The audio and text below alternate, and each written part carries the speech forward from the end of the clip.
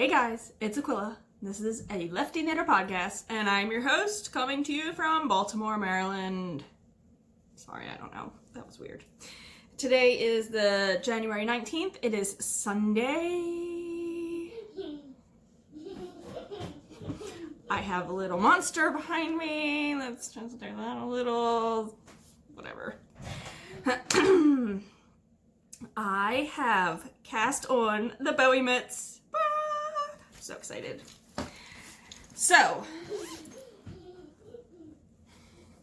this is a pattern by Knitting Lotta. And I don't want to show you the chart, but I'll show you the front page of the pattern. She's being ridiculous. And yeah. So I'm using a US size 2. Knitting Lotta. There's the pattern picture. I ended up choosing the Cream Knit Picks palette. Oh my god, you're a mess.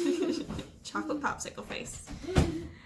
I think this is called Western Sky something. It's in my project page, on my Ravelry page, whatever.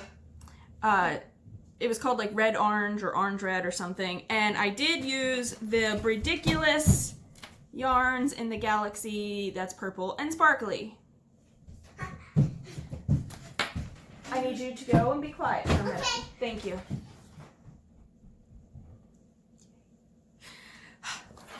I am working on, it says I'm working the left mitt because I'm a lefty knitter. I'm working the right mitt. I don't want to put this on because I don't want it to come off. I am using my 9-inch circulars. I love these. I love these for color work mittens or fingerless gloves because when you're doing all your floats behind, it's a lot easier than on DPNs or Magic Loop because sometimes you have floats between those, like needles. You don't have to worry about that so much with this. These are all tangled up and a mess. Yay. I should have had this a little bit more ready. I did. Okay, that's better. So here is the front. There's the star. And I'm starting, this is his shoulders there. I love the colors. I really love the colors. And I just got to the part in the chart where you put stitches on for your thumb hole. You cast on a few extra stitches. Doesn't matter which color because it's kind of hidden, and then it goes right back into the pattern. So yeah. Don't mind the color yarn there. And there's the back. Or the palms, I should say. I am loving these. I love doing color work anyway. I don't think I'm the greatest at color work, and I'm a thrower and I drop the yarn to change colors every time. I do believe in color dominance. I've talked about that in previous episodes. I could like link up here, or is it up here? Wherever. I can link the episode where I show you my cat lady socks, I think they're just called the cat lady socks. They have the leopard print on them. I did one sock with one color dominant, and I did the opposite sock with the opposite color dominant, and I think you can tell a difference. I believe in color dominance. In knitting, I should say. So I'm really happy with this. I did take this leftover yarn. I can't remember how many grams I had left over, and I split it into 2 because if I start to run out, I don't know what I'm going to do, but at least it's, I don't know what I'll do. I really don't know what I'll do because it would be silly to have half of it in another color. This I know I can order more of, and the cuff is, there's plenty. I love these. I love, love, love these. So she recommends to do either a US 2 or I don't know what the other size, she gives 2 size, sorry. A 2 or a 2.5 millimeter, depending on how hard you stitch. I don't know. I figured this out and now I forgot what I had figured out. Sorry. I think it was, I don't know what it was. Either way, I love them. I figured a US 2 is going to be fine. It's 80 stitches around, and color work always pulls in a little more, so my normal socks fit my hands really tight when I put my socks on my hands to like darn in the ends and all that stuff, like to weave them in. So I figured on a US 2 it was going to be okay. I really do. Oh my god, I love this. I love it. So I started those Friday. Yeah, Friday. And today's Sunday. Didn't show them because I wanted to, like, I knew I was going to have other projects on the last episode, so yeah. See, here's my other ball. Here it is. Okay, the other thing I started, which I showed you guys this, and I was loving it. This is the Open Skies hat by Mina Phillip, and I like the hat, I just don't like what the yarn is now doing. So this is the Open Skies hat by Mina Phillip. Has a big cable panel on the front. Knit it before and it turned out really great, and I liked it. But this yarn has a purpose. This is my Knitty in Color, and this is Witch Club. It's one of her Halloween colorways, and this is a DK weight. It's 100% superwash merino. Now I'm following the pattern, and a lot of Mina's patterns on the hats, she doubles up the brim and attaches it, so I have done that. So here's where it started. I've now folded it, knit up to... Okay, I'll help you later. She lost her ring behind the couch. Okay. So I've now already folded it inside itself and knit the 2 stitches together. I didn't do a provisional cast on, I just knit the live stitch with the cast on stitch on the inside. Look at this pooling. See, this is what I'm talking about. This yarn has a purpose, and the purpose of this yarn is to have this beautiful pooling spiraling around the hat. Once you connect your brim, you switch to a larger needle and you cast on more stitches. And now my yarn is not pooling anymore, and I don't like it. I'm gonna rip it out. I'm gonna rip back. I did a lot of ribbing, and I'm gonna rip back to right before I folded the brim inside itself and connected it. So I'm gonna have a nice 5-inch cuff, and I'm gonna leave it single like that. And what I'm gonna do is keep using the size that I went up to, because it uses a 3 and a 6.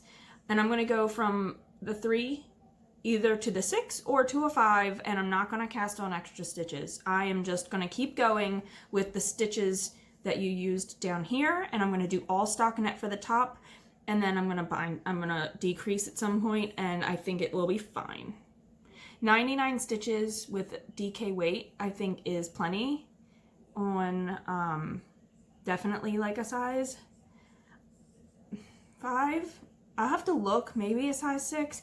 The photographer hat makes you go from the ribbing in one size, stockinette, to another size. I'm gonna look, because the hats I've been making for John are DK weight, and I want to look at my stitch count, because his hats fit really well, and I might just go up to whatever size needle he was using and then knit for a bit and see if the pooling continues, because I want the pooling to continue. So that's my plan. I will be ripping this back. So you'll probably see that when I rip it out later and do another clip showing you my new progress on what it looks like. So I love this yarn, and I want the pooling. Like, if you go to her Instagram, Knitty in Color, she has a picture of a skein of this yarn next to a knit hat, and it shows the pooling, and this is why I had to have this, because it's beautiful and amazing. Okay, so where'd we go, Hazel? We want to scrap. Scrap BMore. And we got some paint. And you got some paint. I'm gonna stop the video. We'll pause it here and insert the video of the store. How about that? Yeah. Yeah. Okay.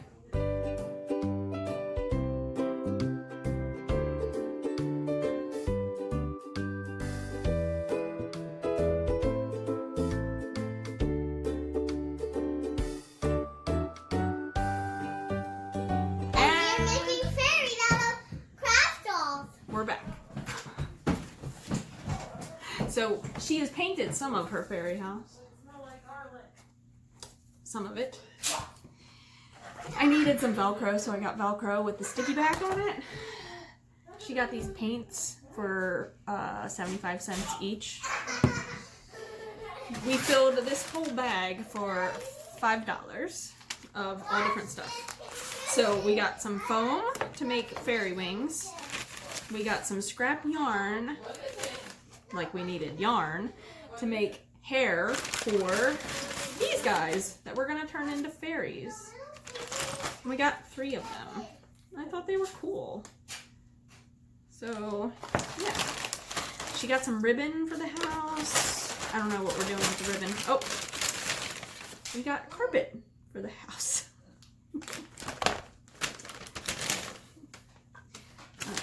Yeah. She got some seashells in here. We got some colorful craft sticks. And then they had a bunch of like broken and pieces of knitting needles. So we're gonna glue them, I think, on the roof of the house. She got some, oh, this is in that area too. Some magnetic stars, but we're gonna put them on the house. And then seashells, like I said. She got some flowers. All of this was $13. We got 2 more bottles of the paint too. Some flowers. They were super duper nice. Like super duper nice. I got glue sticks because I needed glue sticks. They were $1 for a small pack. She filled this little bag for like 50 cents. And yeah, we're gonna put that on it. And then she picked out some buttons too, which I love this kid. Po Baltimore. Yes. Not sure what this one is. Oops. Not sure what that is. And then this one is the Wizard of Oz. Cute, right? So yeah, all this stuff for like $13. I took my 2 Bankers boxes, paper boxes full of craft stuff and donated that. So I figured I'll buy some stuff too, and I'm still giving back to the organization. Sorry, there's some noise. Yeah, so I highly encourage, if you have a place like this around your area, to go and buy things. They do community events and they have grants from the city, and because they're located in Baltimore City. So yeah, it's pretty awesome. They do lots of cool stuff. So yeah. Again, that was Scrap Baltimore, and if you live in this area, you definitely should go check it out. They had a whole wall of fabrics. They had a whole section of fine arts.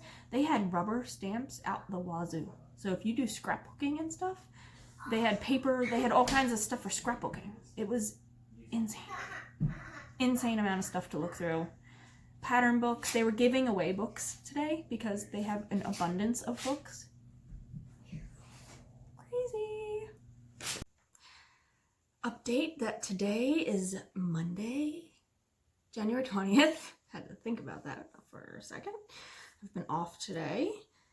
I really quickly wanted to show you the little bits of stuff that we got from that Scrap Baltimore place. We did some hot gluing and some coloring. So these were just the people that we had bought. And with some of the yarn, we put on like a beehive hairdo. This one has like a bead in her hair. And then Z drew the wings. We glued them on. This one's really cute. This one has red hair with a braid. And then this one, she just wanted crazy long curly hair. The yarn was already curly, so we just glued it on there. And to the house, we did finish painting it because I asked her, can we please? We put that little piece of carpet. She wanted a triangle shape, so we did. There's the front. There's the cute side with some flowers. There's a rainbow and then some stars. On the back is a picture of a fairy and a bumblebee. And then this side is, of course, my favorite side because it has all the little broken knitting needles on it. And one of the star magnets. So I think it's turning out really super cute. Just my opinion. Now on to the knitting. I had showed you the hat that I was working on and how I didn't like that it wasn't pooling anymore. So I did rip it back. I ripped it out. I ripped it back to the ribbing. And then I had to make a decision. So I had done like 5.5 inches of ribbing, which was fine. Totally okay. After that join, you increased and you changed needle sizes. Well, you changed from a 3 to a 6. So I decided I was going to keep the same stitch count, and I didn't go up to a 6. I used a 5 because my natural tension was pulling really, really well. I figured if I went up to a 6, it would be really hard to make the pulling happen, because I knew even with a 5, I was going to have to adjust my tension the whole time to make it how I wanted to pull. Because even on a size 5, it was going to spiral really quickly and have really thin pulling areas, and I want there to be the thick and thin pulling areas. So what I have to do is adjust my tension as I'm knitting. So I can hold this up and show you. So the ribbing ended here. So I had probably knit, it was only maybe 14 rows past the ribbing in that pattern for the In the Skies hat, which I've abandoned that completely. So I picked up right at the ribbing, and I've been adjusting my tension as I go. So obviously I knit backwards, so my stitches are I'm going this way, right? Because it's going up and around. So as I am knitting my stitches, so this would be the stitches I'd be working next, right? I've been working it so much now, I know how to adjust my tension better than when I was first using the size 5, because I wasn't sure. If I want the black to stack on top one another, I have to loosen my tension and make the stitches a little looser than normal. If I want my pulling in, like on this row here, to go to the next row, from this row to like this row, I tightened up my stitch tension a lot. That way, instead of it stacking on top here, the yarn went a little bit further before the black happened, and then the black started. And then what I did after that row, I loosened my tension back up so it would kind of stack again. So intentional pulling, that's what it's called when you're adjusting your tension. Laura from the Knit Girls did a cowl, and the yarn was dyed to intentionally pull, but she explained how she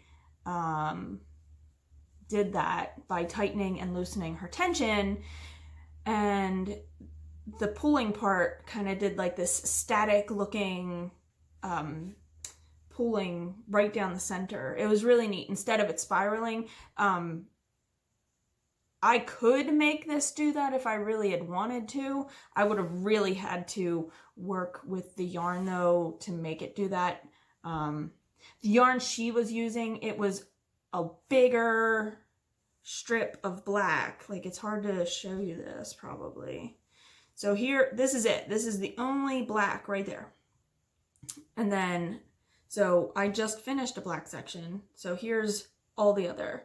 And so it does it in 2 spots. So when she dyed the skein, she must have dyed one part black over here and then some black over here or something. Like if this was the circle of yarn, there was a big chunk of black, and then there was maybe a big chunk of black here, because there's a longer space as I'm knitting.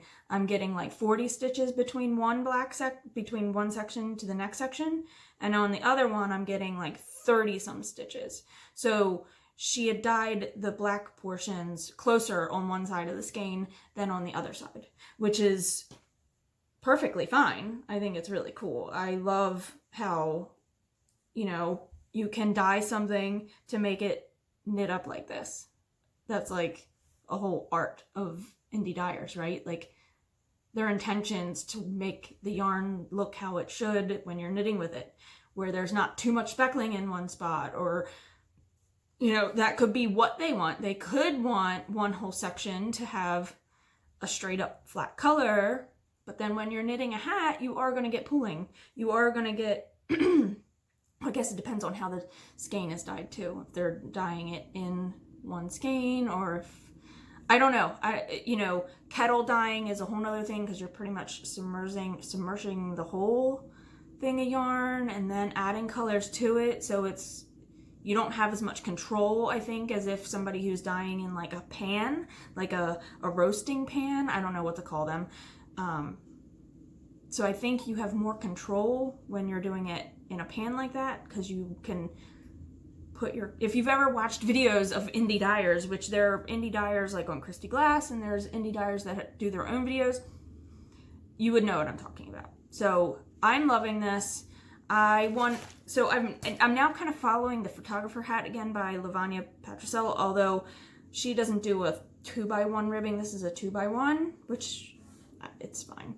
I'm going to end up folding it up when I wear it. And in the photographer's hat, because it's a free pattern, you knit the ribbing for like 5 inches, stockinette for 5 inches, then do your decreases. So I haven't measured this yet. I'm not quite sure where I'm at. So my ribbing, I said, was close to 5.5 inches, I believe. Yeah, 5.5. I am now at almost 9 inches. So I have about 1 inch left to go, and then I'll probably start my decreases, because that's, I've tried John's hats on and I like how they fit. So I think I'm gonna do the 10 inches. So I got, like I said, 1 inch left to go before my decreases. I still have a lot of yarn left. I don't know what I'm gonna do with it.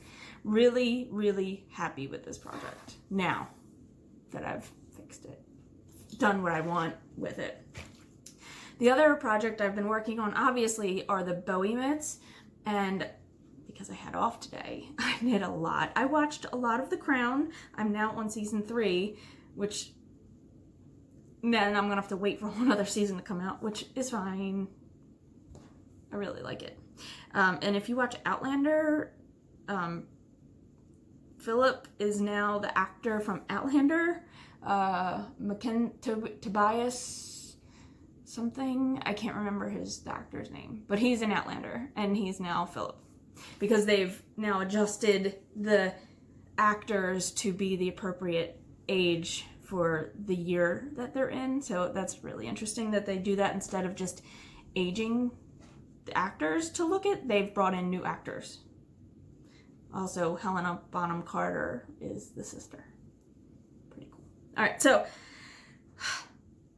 I'm happy with these, but I feel like because I used the orange as color dominant in the face, I'm not getting as much of the face as I would have liked. You can see it though. Oh, you can really see it on camera. Okay. It'll need a good blocking, yes, right? So I am at the point to start decreasing, and I'll be done this mitt. Well, no, not done. Not done. I'll need a thumb. But oh, this is the left hand. So I'll put it on. So there's Mr. Bowie. And yeah, I am really happy with these colors. Super happy. And then here is the palm side with the lightning bolt, and I'm so giddy. I'm so giddy. Boop, boop, boop, boop. I still have a decent amount of orange left, so I was good with my yarn. I haven't weighed this yet, but I'm pretty sure I'll have enough. And if not, like I said, I can order this. So that's not like stressing me out. That looks really great.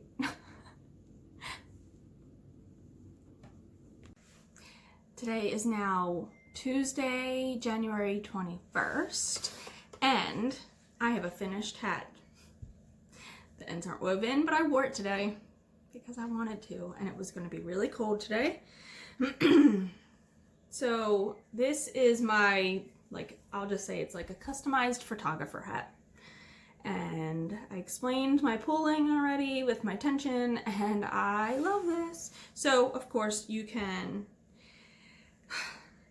put it on and cuff it up like this. So this is how the photographer hat is worn. So you wear it, pull it on, and then you cuff it up. Now, I can easily do this. You gotta ignore the end. But I don't like the way the pooling looks on the inside because the ribbing is that 2x1 and I don't like the way it looks. So I'm going to be just, and I'm not going to tack this down because if I wanted to wear it either way, that way I can. I'm going to tuck it up and in instead because I like the way the pooling looks on the ribbing side with the 2x1, not where you're seeing the 2 pearls with the 1 knit row. So my crazy hair, you get the idea. I think it looks a lot better when it's tucked up because I just like the ribbing, the pooling looks better on that side. Crazy hair. Okay, so that's done. That's exciting. And I had a lot of yarn left. I don't know how much, well, here, now I can tell you how much because I didn't think of reverse weighing. So if the skein was 100 grams, my hat weighs 75. So I have 25 grams left. And I was like, I like this yarn way too much to just throw it in a scrap pile because I could put it in my blanket. I would just modify how I'm doing my stitches with the granny stripe, which would be perfectly fine. But I thought, how about I just make like an ear warmer, like a headband ear warmer, and it would pull and it would do all the same cool stuff. And I thought it would be neat to experiment, and I cast on 96 stitches with the US 3. And half of the stitches I did with the ribbing, so it would be nice and stretchy to pull over your head. And the other stitches I was just doing stockinette. It's hard to see what I was doing. I don't like the way this is coming out, and I still have a lot more yarn left. So let's see. I still have 20 grams not knit into this. Now, I think I could make wrist warmers and be much more happy, like fingerless mitt wrist warmers. So that's how much I have there. Double that up because I'm holding half of it, and that's almost a whole wrist warmer, right? Because I would only go to maybe here. That's like 3 times, maybe 4 times. So I've used 5 grams to go half of the length, so a whole wrist warmer would be around 10.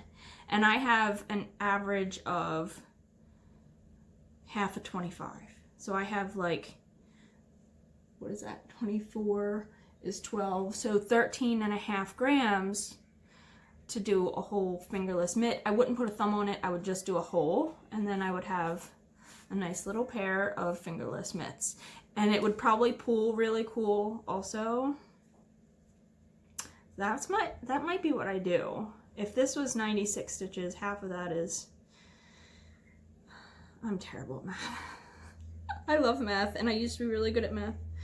So, whatever that would be. I would maybe measure on, this is the ribbing side. I would actually count how many stitches I have there and cast that number on for my wrist warmers. Fingerless. I keep calling them wrist warmers. They're like fingerless mitts. That's what I think I'm gonna do with this extra yarn, because I don't want it in my blanket, I don't think. I mean, I would love to have it in my blanket because it's a memory, but I think it would be much more utilized somewhere else. I mean, 25 grams, I could probably get a small hat out of it, but I don't have a small child anymore, so I'm not gonna donate it. I like it way too much. So yeah, there's my hat and my leftovers and what I think I'm gonna do with them.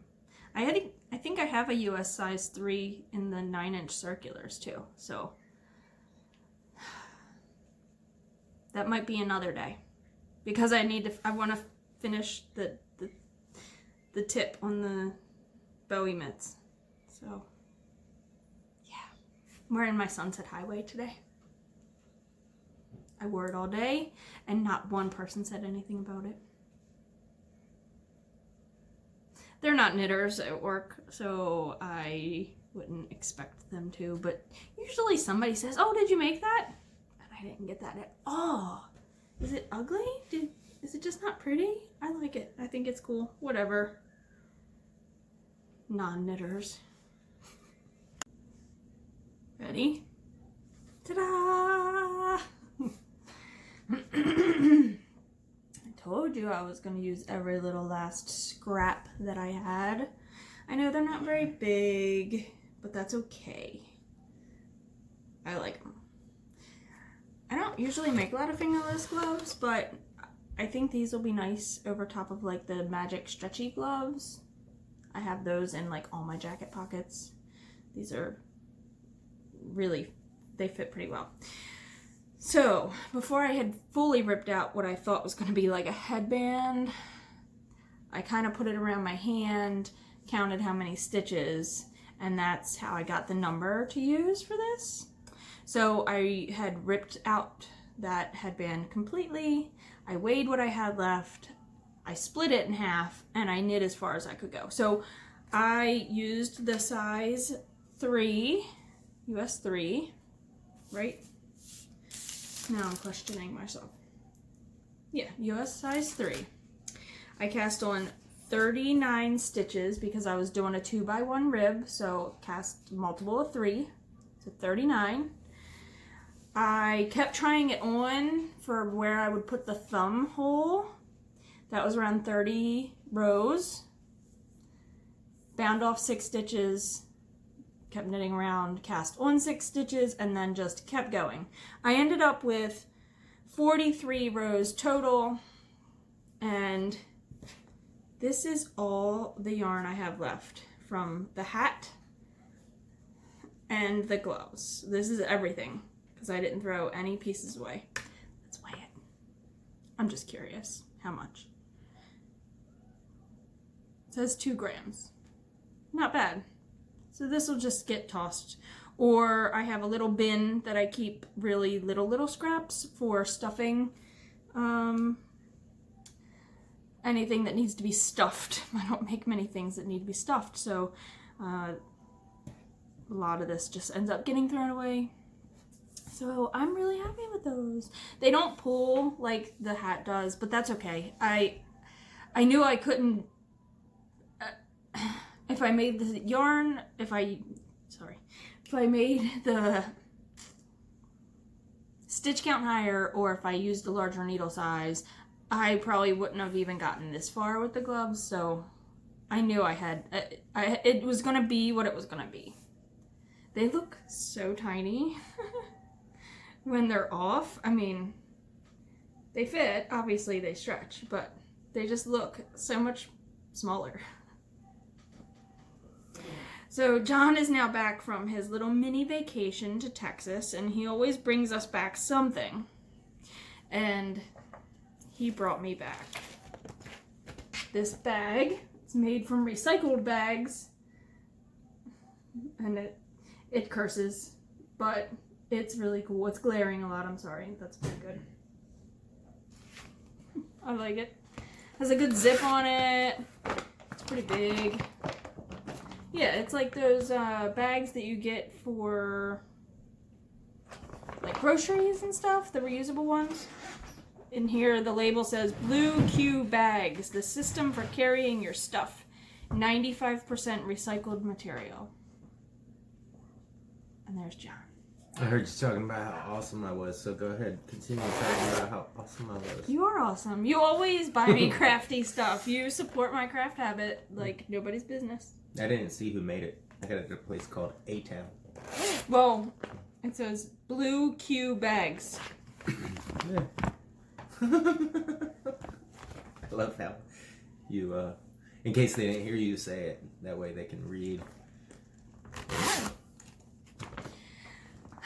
Yeah, so I got this bag.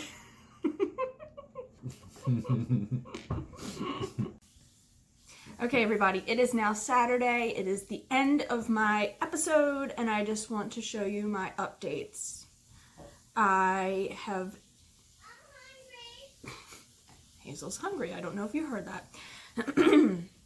I have now Kitchenered the top of my Bowie glove. I picked up the stitches for the thumb, but I did something weird on the one edge of the decreases, and I'm not quite sure what is going on. And I also cast on the cuff already, so I'm ready to start doing the color work. So I'm ready for number 2. But let's go back to number 1, and I'll show you. So I have now Kitchenered the top shut. I have this end here because this side looks really nice, right? You see the orange goes up the side. It works really nice. I don't know what happened on this side. Did I not? Was I supposed to like cross one color over the other? Look at that. Ah, I might end up ripping it back. I'm going to work on the second glove and see if I fix the problem with the second glove. And if not, what I'm going to do is I'm going to take this end that I Kitchenered the top with, and I'm just going to do some small little stitches to kind of tighten that up.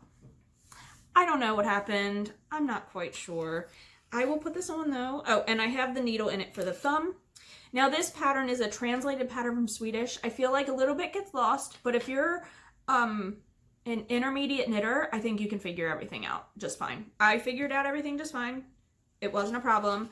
The only thing I had to pay attention to is the thumb chart started on the inside part of the thumb, not the outside, because I did not think that it made a difference, but it did. So let me pop this on. So there is the front. Now, of course, it still has to be blocked, but look at that. I don't know what I did. I don't know. I think I had to like cross the yarns over one another to pull it in. I don't know. I did something wonky. And then there's the palm. I did stop this like 3 rows short. It was supposed to go even shorter and keep decreasing. My fingers fit really well in there. I didn't feel the need for it, so I stopped. And then there's my thumb, and of course it's continuing in the pattern. Yeah, so, and I'm doing it magic loop. I'm not doing DPNs. I did the top part magic loop too once I started decreasing.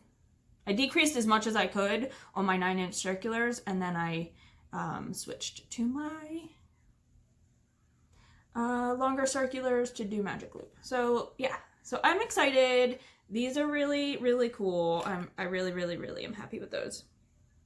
The other project that's on my needles that's active right now is that blue sock, the Knit Picks striping sock. Excuse me. I did pop a stitch marker or a progress keeper on so you guys could see. So here is my tube. I've now finished the toe.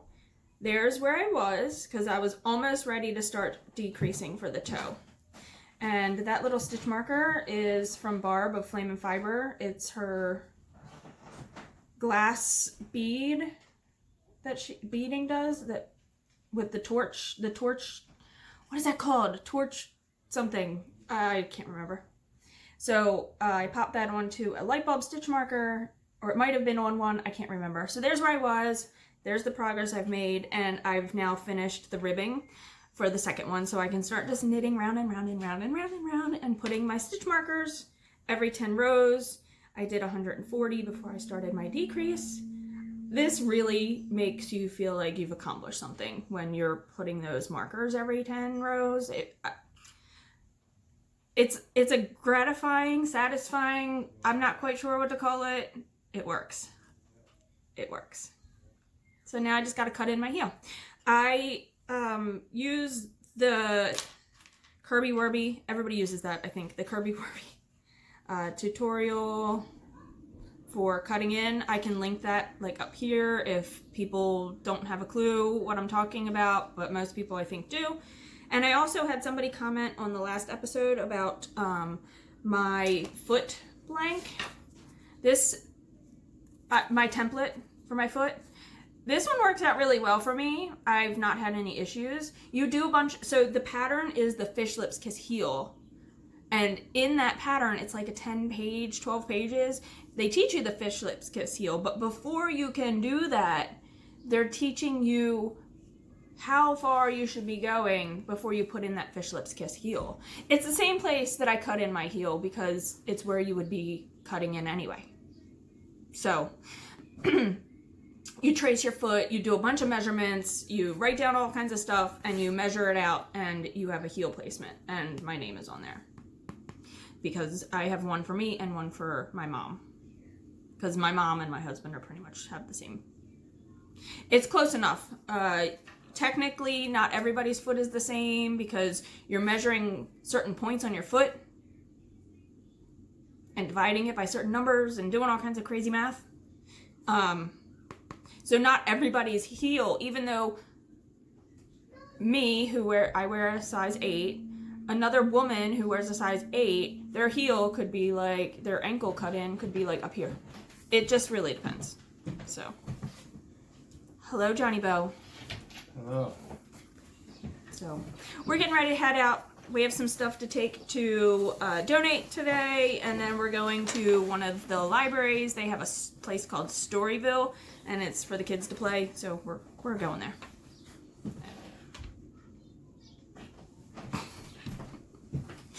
All right, until next time, guys.